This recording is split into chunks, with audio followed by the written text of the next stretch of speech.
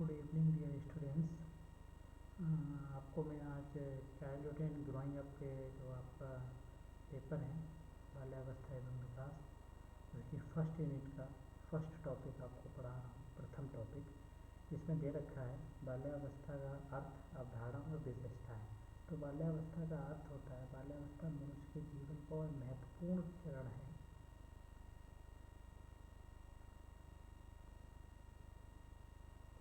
बाल्यावस्था मनुष्य के जीवन का महत्वपूर्ण चरण है जो जन्म से लेकर किशोरावस्था तक फैलता है।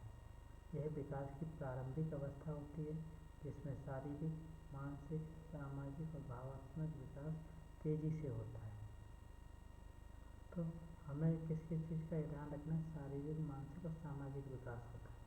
बाल्यावस्था की अवधारणा, तो बाल्यावस्था को विभिन्न मनोवैज्ञानिकों और शिक्षा शास्त्रियों ने अलग अलग दृष्टिकोण से परिभाषित किया है।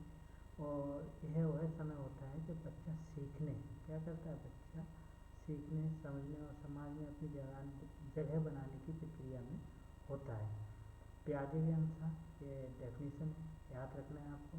पियाजे के संज्ञानात्मक के अनुसार यह संज्ञानात्मक विकास की महत्वपूर्ण अवस्था है। इसमें बच्चा अपने सोचने समझने की क्षमता का विकास करते हैं। फ्रायड ने भी इसको अलग तरीके से डिफाइन किया। फ्रायड ने बोला है कि फ्रायड के अनुसार बाल्यावस्था मनोवैज्ञानिक विकास की नींव रखती है जिसमें भावात्मक और व्यक्तिगत निर्माण की प्रक्रिया शुरू होती है। इसके बाद नेक्स्ट आता है आपका एरिक्सन। इसको भी याद रखना है। एरिक्सन के अनुसार यह आत्मविश्वास और आत्म पहचान की अवस्था है। एरिक्सन के अनुसार ये किसकी? आत्मविश्वास और आत्म पहचान की अवस्था है। कभी कभी पूछ लिया जाता है कि किसने बोला है कि बाल्यावस्था आत्मविश्वास और आत्म पहचान की अवस्था है, तो आप बता सकते हैं एरिक एरिक्सन के द्वारा। ठीक, इसके बाद आता है बाल्यावस्था की विशेषताएँ। देखो बाल्यावस्था की विशेषताएँ क्या होती हैं आपकी। नंबर 1 बाल्यावस्था में आता है आपका आता है बाल्यावस्था में शारीरिक विकास।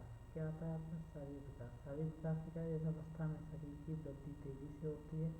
मोटर स्किल जैसे चलना, दौड़ना, पकड़ना आदि का विकास हो जाता है। इसके बाद नेक्स्ट आता है आपका मानसिक विकास। मानसिक विकास में आपका क्या रहता है? बच्चे की जिज्ञासा बढ़ती है और नई चीज़ों को सीखने की कोशिश करता है। भाषा और संचार के कौशल का विकास होता है। समस्या समाधान और तर्क शक्ति विकसित होती है। इसके बाद नेक्स्ट आता है आपका सामाजिक विकास। नेक्स्ट आता है आपका सामाजिक विकास। सामाजिक विकास में क्या होता है? बच्चा अपने परिवार और समाज में अन्य लोगों से संबंध बनाना शुरू कर देता है। समूह में खेलने और सहयोग की भावना विकसित होती है। नैतिक मूल्य और व्यवहारिक आदतों का निर्माण होता है। इसके बाद नेक्स्ट आता है आपका भावात्मक विकास। भावात्मक विकास से तात्पर्य क्या है आपका? भावात्मक विकास, भावात्मक विकास में बच्चे अपनी भावनाओं को व्यक्त करके सीखता है। आत्मनिर्भर हो जाता है। आत्मसम्मान विकसित होने लगता है। इसके बाद नेक्स्ट आता है डर, खुशी, उत्साह, निराशा जैसी भावनाओं का अनुभव करने लगता है। इसके बाद आता है नैतिक विकास। नैतिक विकास के अंतर्गत आता है आपका सही और गलत का अंतर समझने लगता है। नैतिकता और समाज के नियमों का ज्ञान प्राप्त कर लेता है। इसके बाद आपका इसका सेकेंड टॉपिक है विभिन्न सामाजिक, आर्थिक और सांस्कृतिक पृष्ठभूमि के संदर्भ में बाल विकास। तो इसके लिए क्या करेंगे हम? देखो नंबर 1 बाल विकास का अर्थ, meaning of development, child development क्या होता है? बाल विकास एक सतत प्रक्रिया है। कैसी प्रक्रिया है? सतत प्रक्रिया है जिसके शारीरिक, मानसिक, जिसमें क्या क्या शारीरिक, मानसिक, सामाजिक, भावात्मक और नैतिक विकास शामिल होते हैं। यह विकास बच्चे के पारिवारिक, सामाजिक, आर्थिक और सांस्कृतिक परिवेश को प्रभावित होता है। प्रत्येक बच्चे का विकास उसकी परिस्थितियों और परिवेश के अनुसार भिन्न भिन्न होता है।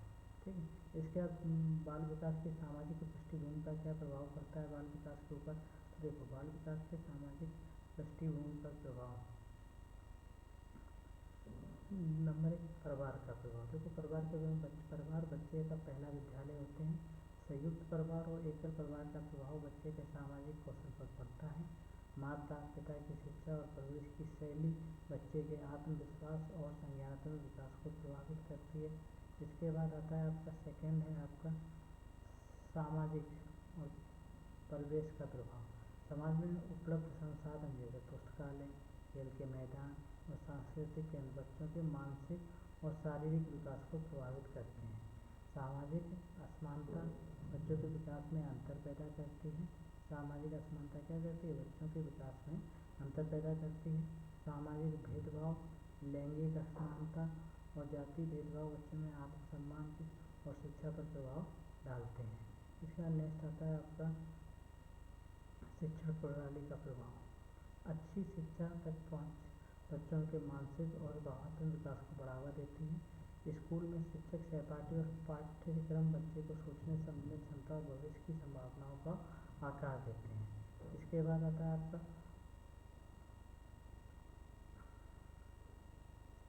बाल विकास पर आर्थिक पृष्ठभूमि का प्रभाव।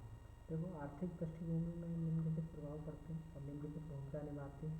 नंबर 1 इसमें आता है आपका गरीबी और बाल विकास। तो गरीबी और बाल विकास में क्या होता है? कुपोषण जड़ बच्चों में शारीरिक और मानसिक वृद्धि प्रभावित होती है। गरीब परिवारों के बच्चों को अच्छी शिक्षाएं और सेवाएं कम मिलती हैं। मजदूरी करने और मजदूरी उनके शारीरिक और मानसिक विकास को बाधित करती है। इसके बाद आती है सेकेंड नंबर पर आपकी आर्थिक स्थिति। आर्थिक स्थिति में हम क्या करेंगे? आपका आर्थिक स्थिति में आर्थिक रूप से संपन्न परिवार के बच्चों को बेहतर शिक्षा और सुविधाएं और मनोरंजन के अवसर मिलते हैं। मध्यम वर्गीय परिवारों की गतिविधियाँ सक्रिय भाग लेते हैं, जिससे उन्हें बहुआयामी विकास हो जाता है। बाल विकास पर सांस्कृतिक प्रभाव का पृष्ठभूमि का प्रभाव। संस्कृति में भाषा का संचार होता है, यानी कि बच्चे भाषा के संयोजन विकास में महत्वपूर्ण भूमिका निभाती है। विभिन्न भाषाओं और बोली भाषाओं के संपर्क में आने से बच्चे की सोचने समझने की क्षमता विकसित होती है। नेक्स्ट आता है आपका परंपराओं और सामाजिक मूल्य। कुछ समाजों में बच्चों का स्वतंत्र आत्मनिर्भरता सिखाई जाती है, जबकि कुछ समाज में बच्चों को अधिक अनुशासन और परंपराओं का पालन करने पर जोर दिया जाता है। धार्मिक सांस्कृतिक गतिविधियाँ बच्चों में नैतिक विकास और सामाजिक व्यवहार को प्रभावित करते हैं। इसके बाद नेक्स्ट आता है आपका लैंगिक भूमिका। लैंगिक भूमिका में आपका आएगा कुछ संस्कृतियों में लड़कों और लड़कियों के अलग अलग भूमिकाओं के लिए तैयार किया जाता है, जिससे उनके करियर और सामाजिक दृष्टिकोण पर प्रभाव पड़ता है। समानता पर आधारित संस्कृति बच्चों को आत्मविश्वास और स्वतंत्र सोच वाला बनाती है। इसके बाद आता है समावेशी बाल विकास के लिए समाधान। क्या है समावेशी बाल विकास के लिए? एक तो शिक्षा की समानता होनी चाहिए, यानी कि सभी बच्चों को गुणवत्तापूर्ण शिक्षा उपलब्ध कराना।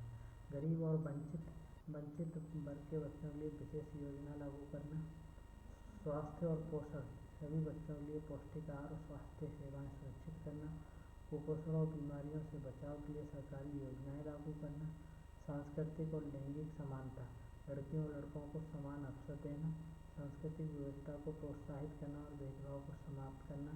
आर्थिक सशक्तिकरण, गरीबी उन्मूलन के लिए सामाजिक योजनाएं लागू करना।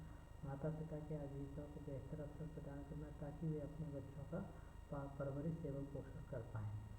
डियर स्टूडेंट्स, ये आपके लिए 2 टॉपिक का मैंने जो आपको पढ़ाना है या जो आपको लिखाना है या जो मैं पढ़ा चुका हूँ वो आपके लिए वीडियो क्रिएट कर दिया है। ठीक है, इसी तरीके से आपको टॉपिक वाइज मिलता जाएगा। आप अपना नोट्स भी बना सकते हैं। यदि संभव हुआ तो मैं आपको PDF नोट्स भी प्रोवाइड करा दूँगा। धन्यवाद। शुभ रात्रि। Good night.